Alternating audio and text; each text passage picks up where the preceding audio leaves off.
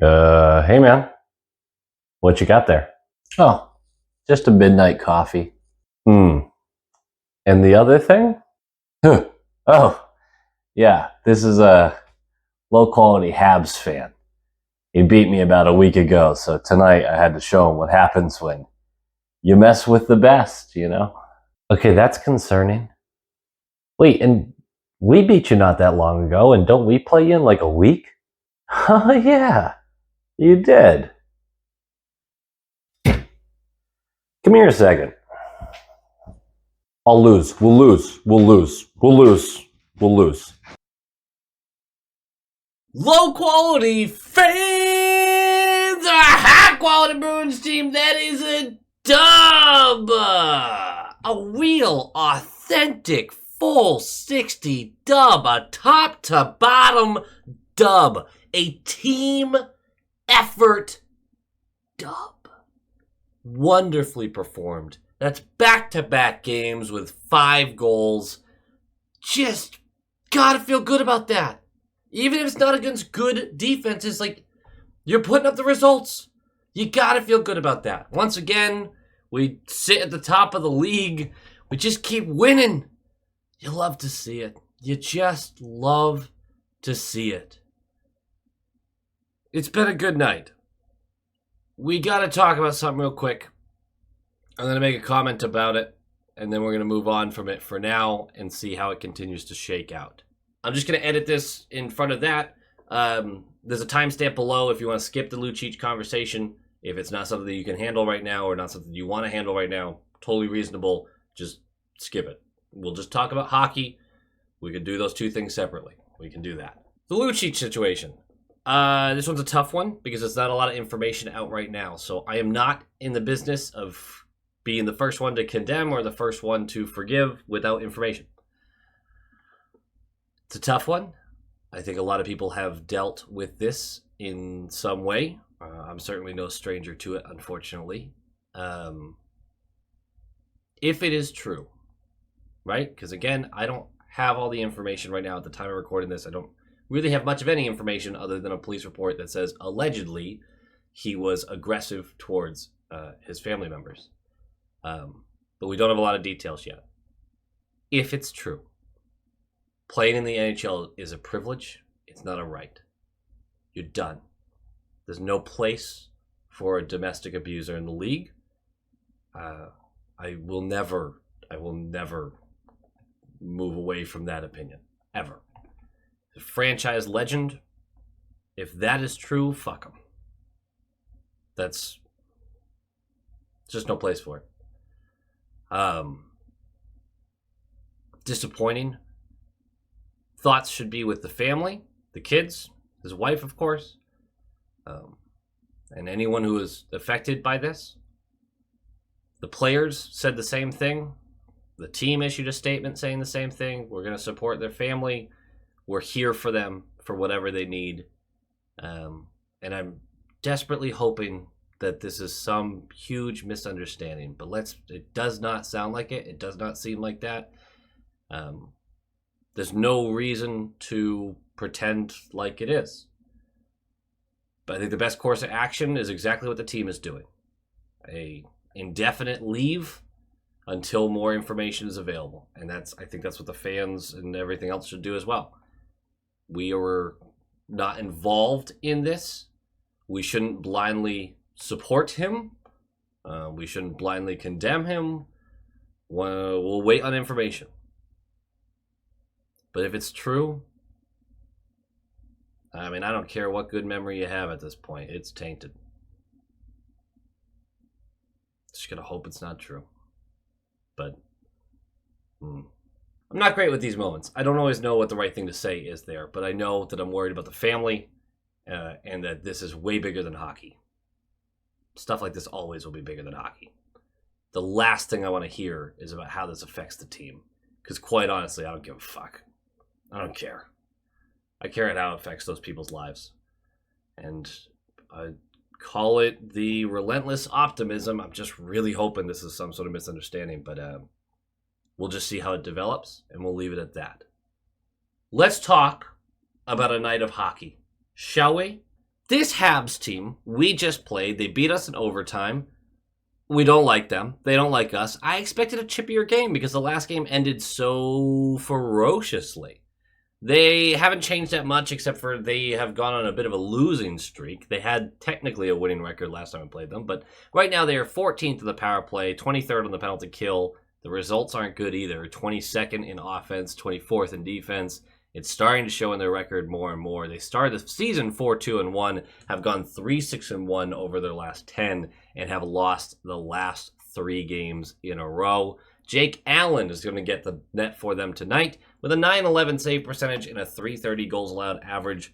Both of those would get worse, but we kind of love that.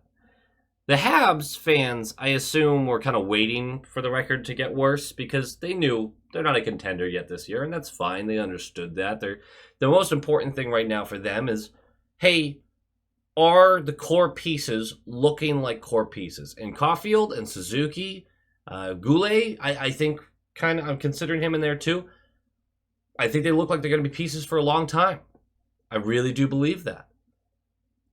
A lot of the other guys still have major questions about them, and you'll have to forgive me, Habs fans, because I don't follow your team as closely as you do, so if there's another guy in there that I'm missing, like Slafkovsky, I think is still answering some questions, although I think he's going to be great, but he's still answering some questions. I think there's a few other guys that you're just not super sure about yet if they're going to be long-time pieces for the core, and then of course there's veterans that you don't really care because they're not going to be part of the new winning wave for Montreal.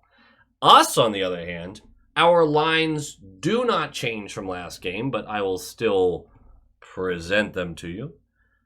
There you go. You got a second to pause there. Is this a revenge game? Sure, why not? When you've only lost 3 games all year, you kind of like to stamp out the teams that beat you the one time just to prove a point, right? What's also fun, I haven't done this yet, we are 4-1-1 against the Atlantic Division. We are 1-0-0 against the Metro, and 7-0-1 against the West. That's pretty good. That's pretty good. Swayman's going to get the start. There was some speculation that he might not be included in this one because even though it is his turn in the rotation, you might remember the last time he played the Habs, about a week ago, he challenged Montembeault from across the ice to a fight. We did not get that this time, unfortunately. I don't want these goalies fighting anyway because even though it would be super fun, I'd be worried about their health the entire time. Also, thank you so much for the YouTube members. I really, really appreciate the support. It's super helpful. You'll see them listed at the end. I think they're also listed below. And you'll see them with little emojis and badges next to their name and stuff, which is sick. I kind of really love that. Twitter, link is below. Discord has been popping off, guys. People are watching the games together. It's been really, really fun. So check out the Discord. That's also linked below. And before this game, we re-raised the banner for 1970 and 1972 Stanley Cup champions. Had a bunch of the alum in the building. It was fun. It was neat. It was cool. I know a lot of young guys are like, who cares? And I get that, but also, I don't know, it's fun to kind of look back. And I think you'd be doing yourself a favor if you actually went back and read about those teams and maybe watched as much as was available to you to watch those. Just cool stuff. Really cool stuff how different the game was. But let's talk about this game, shall we? Puck drops! And I decided to listen to the Sportsnet national broadcast version for the first period, which was a mistake, because directly after the anthem and the puck drop and everything, as soon as the puck drops, Craig Simpson goes, well, no one does ceremonies like Montreal, but it's nice to be here in Boston. National broadcast. National. Why do people complain about Jack Edwards so much? Every time I listen to national broadcasts, they're wildly... Craig Simpson was rooting for the Habs the entire game. Like, the national broadcasts are biased. The individual broadcasts are biased, but they act like Jack Edwards is such an issue with his own... It doesn't make sense to me. It just seems like all fans just defending their own broadcast and getting mad at others for being biased. Every single one is biased. The only ones that bother me are the fucking national ones, which are specifically designed not to be. I don't know why that bothered me so much, but God. And then, you know what's weird? He even followed up with saying like, comment, subscribe. Nailed it. We're going to go to the penalties right away because the refs were getting a lip workout in this one. Ugh. 229 in. 229. 329 in. Lauko is going to go for holding. We're going to the penalty kill right away. My first thought was that, are we going to have a repeat of last game where it's just penalty heavy? I'm going to tell you right now. I bet Habs fans are pissed. I really do bet that. I think the Bruins got the better side of officiating. And I know you can go back through all of Montreal's penalties and be like, those were real calls. It was less about, it felt like they were getting called for stuff that we were sometimes getting away with. I genuinely think, it all comes out in the wash, I genuinely think we got the better side of officiating for this one. Either way, we'd kill it, because we're really good at that. Swayman had to make 2 massive saves, and Allen had to make a glove save of his own on the other end. But we're going to move on. 6-11 in. Lohrei. Clever entrance into the offensive zone. He is growing in confidence, which you like to see. But he's going to whip it on net from the left wall, and Pasta is right there for the rebound. Wide open net, but he gets wrapped up by Ulenin. So we're going to go to the power play. And this one, 13 seconds into it, Marchand is going to get tripped by Kovacevic. That name, for some reason, so hard for me. Kovacevic. I'm sure I'm not even saying it right. 5 versus 3 power play. Don't worry, Craig Simpson quickly pointed out Marchand just stepped on his stick. The replay didn't show that, but he continued to belabor that point all up until the time where McAvoy hits him with a little sniper Rooney, and jeez! Mac Daddy is just back, man. He wants something more this year. He's on another level. It ends up being this Zaka's in front of Allen, and then we just set up this cube, and we're just going to rotate along the cube. We have a couple puck retrievals and everything, but eventually it ends up being a passing game between Marchand, who's directly to Allen's right, if you're looking at the goal, and then McAvoy, who's on the right side of the slot, and they're just going to keep throwing it back and forth. And I think McAvoy surprises everyone when he receives a pass, loads up, and hammers this quick as can be as top blocker, perfectly placed top corner. And it's 1-0 on a power play goal, and we still, 500th assist for Marchand, don't want to forget that, 500th assist for Marchand, and we're still going to have about a $1.10 left on the power play, because that was a 5-on-3, that just takes care of one of them. We are not going to do anything with the other, but still, you feel good. 10 minutes later, about 5 minutes left of the period, the Bees are dominating. Shots are 14-4, and it doesn't even feel that close. And after a long shift in their zone, the puck is cleared out. We're going to have a mirror version of this play later, so I kind of want to point that out. But the puck is cleared out, and everyone is gassed except for Gallagher. And he is going to go by everyone, sort of gets a breakaway and tries to go high glove on Swayman. Swayman makes a huge save. Swayman, who's had to make very little saves in general, certainly not high caliber ones, at least in the last 8 minutes. To be cold and still nab that, keeping this a 1-0 game, that's a game-changing save. It was massive. 39.6 seconds left. We continue to be great. We're all over them. Coyle takes the zone on the left side. He hammers the brakes because he's gassed. Because again, the boys were tiring themselves out by being so good and creating so much pressure that they're actually struggling to get off the ice because scoring chances kept being there for them. I know it doesn't always really work that way, but still. Anyway, he hits the brakes, flips it to Carlo as the top of the slot, and DeBrusk is down by the net, slamming his stick on the ground, going, shoot, let me get this tip, son. So Carlo shoots. Frederick, though, is the one who gets the tip right in the middle of the slot, beats Allen low blocker. It's 2-0. The period will end that way. Second period starts. I didn't even mention the first period, Pasta left for like 10 minutes. He would return, though. Whew, crisis averted. 5:18 into the second period, and Montreal, this is where I feel like the complaints could really start. It looks like a non-call on a Lindholm trip in our zone on Gallagher. I didn't get the replay enough, but it does look like they could have called something here. Either way, puck goes back the other way, and because Gallagher fell and slid deeper into the zone, he was the last man back, which actually allowed Zaka, as the trailing center, to get the puck in the high slot, hammer this on net, and it deflects off of a defender's stick, and Allen can't get enough of it low blocker, and all of a sudden it's 3-0 directly after a non-call. If we were the away team, whoo, people would have been spicy, but it's fine. We weren't. It was our building. Everyone was loving it. 6 minutes in, Kovacevic and DeBrusk get a little saucy, but Kovacevic gets the extra 2, and I actually really want to give DeBrusk a lot of credit here. He very clearly wasn't interested. Like, yeah, they were doing a little tussle back and forth, but he's getting him with a stick, and DeBrusk is like, we're up 3 goals. I'm not risking anything here. So Kovacevic actually gets the extra 2 for cross-checking. We're going to go to the power play. No dice on it, though. 8 minutes left. Lidstrom blows up Patra. Patra had a weird game, which we'll get into. But it's a clean hit. It's a really clean hit. I don't want to make it seem any other way. Heinen immediately starts chasing Lidstrom around. Now, Lidstrom ignoring him, right? Not doing it. The play stops about 10 seconds later for an icing call. And again, Lidstrom's ignoring everything. But I believe it was Beecher, and there's one other player who I can't remember, who made passes to Lidstrom and was like, you're not getting away with that. You're going to pay for that at some point. There was a lot of players getting in his face. It just goes to show that they continue to do this response, and I know we've talked about, hey, you shouldn't have to defend yourself for landing a clean hit, but I do understand that like the guys stick up for each other. So I'd rather have a team that sticks up for each other than have the Toronto Maple Leafs, you know. Anyway, 6:56 left. I can't even be upset about this. What a shot. Suzuki behind the net. It looks like we have it covered up properly.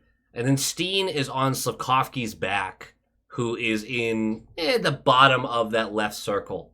And yeah, there's a little distance. He doesn't have him wrapped up, but still, just this pass was so fast from Suzuki. It was perfectly tape to tape. And Slavkovsky just short side. They were telling me this kid didn't have confidence. Short side on the goaltender who's leading the league in save percentage right now. Might not be after this game, but was. Just buries it, top corner. That's another sniper-rooney and cheese, honestly. I don't usually give that to the other team, but that was a hell of a shot. I'm not upset because it looked like we had this covered up pretty well. Either way, 3-1. Then 16 seconds later, Frederick's going to go for high sticking. That's a huge penalty to take, Freddie. We're up by 2 goals. We just allowed one. They scored here. It's back on, man. Either way, we kill it. And as soon as it expires, Freddie gets out of the box, starts heading into our zone, and DeBrusk forces a turnover. And everyone is gassed except for Freddie. And Freddie goes down that left wall after a pass from, I want to say, Coyle. He goes down that left wall. There's too much heat coming from the center of the ice, so he's going to have to shoot. And he beats Allen 5-hole, and it's 4-1. After we kill the penalty, he took the penalty. He makes up for it, his second goal of the game. The difference. If Allen makes that save, we're up 3-1, sure, but the momentum is still on the Habs side. They just scored. Yeah, they didn't get anything on the power play, but the power play was buzzing.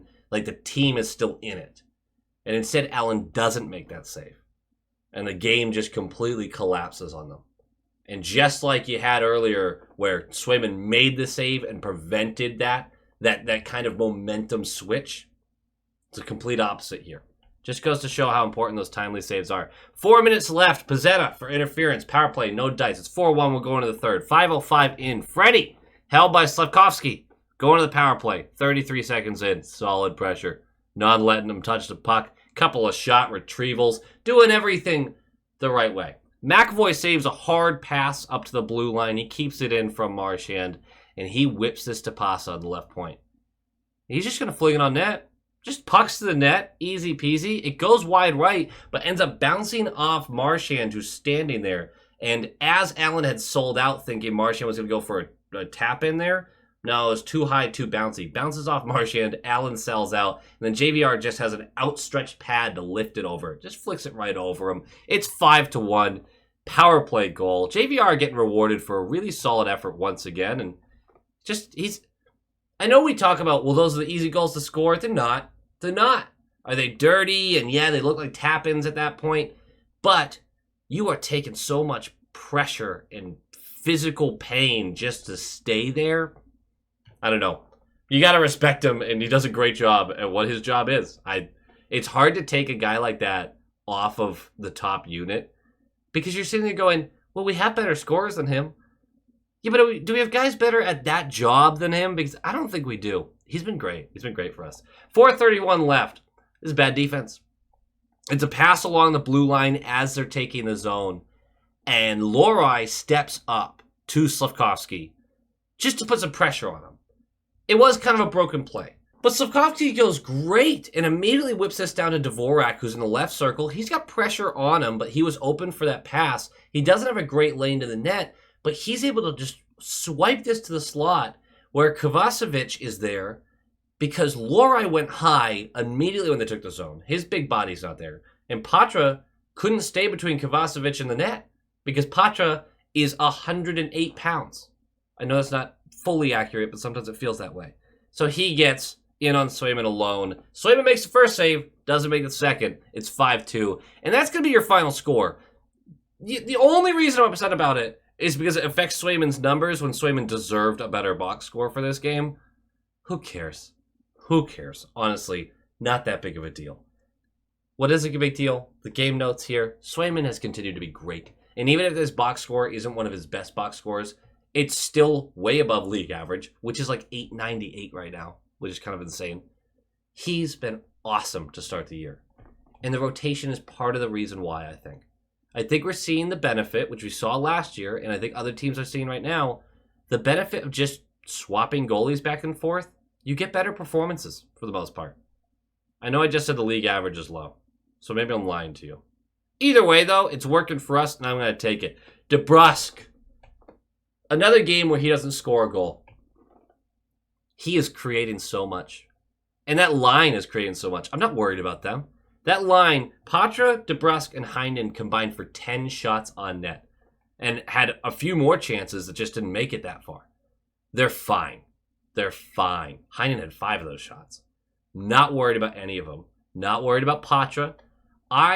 It was kind of funny. I pointed out that he had a roller coaster night because he did. He had a bunch of turnovers. He got shrugged off the puck a few too many times, but he also had created chances at a high rate, had these clever vision moments as we're used to seeing. He's adjusting to be able to hold his own and maintain possession by himself at a small stature and size and muscular development than these grown-ass monsters around him.